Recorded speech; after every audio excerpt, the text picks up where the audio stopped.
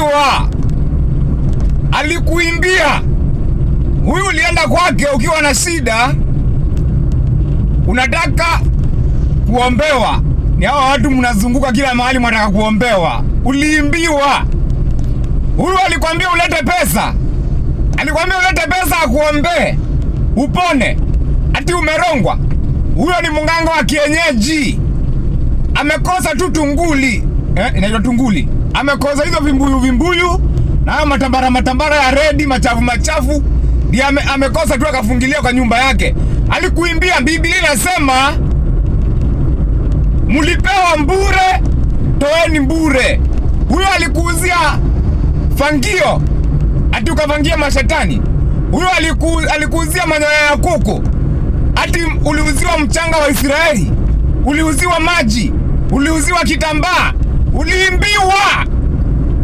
Biblia inasema mulipewa mbure, toeni mbure. Kwa hivyo mtu akikuitisha pesa akuombe, sikiza, wacha ujinga. Sikiza, iko hivi.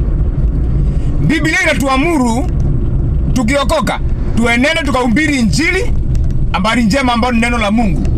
Alafu tuponye wagonjwa kwa kuwaekelea mikono.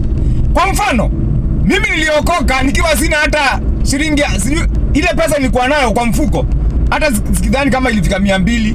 Nilikuwa sina pesa, nimeishiwa. Nimetezwa na shetani, hata pesa ya kula ni shida. Sasa huyu mtu angeniitisha pesa, mimi ningebakia mfungwa, mtumwa tu, ningekuwa bado nateseka sijaokoka. So Biblia inasema ya kwamba tulipewa mbure, tutoe mbure. Mtu akienda kukuombe, ukienda mtu akuombe, na akuitisha pesa, ni munganga wa kienyeji. Kimbia. Kimbia kabisa, muondoke kabisa. Huyo ni munganga wa kienyeji. Ile naweza kwambia. Halafu watu mnapenda kwenda kuombewa na watu, mtu anakuombewa tu kwa vinyumba, mtu hajabalia hata suruali ya ndani na anataja Yesu. Anakuombea, anakurukaruka. Na huku shule ulienda, ulisoma, hicho kisoma kiusaidii. Ndio maana nawaambianga wachaneni na ufara na ujinga.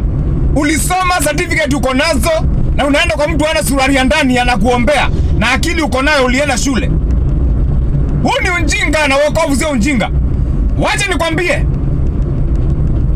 Biblia inasema kwamba njooni kwangu nyinyi nyote msumbukao na kulemewa na mizigo, na hapa kwangu nitawapatia pumziko. Na hiyo pumziko inapeanwa bure. Wokovu unapeanwa bure. Nikuhubirie, mimi niko hapa nikuhubirie. Sikupatii kitambaa, sikupatii hata nini, hata manyoya ya koko.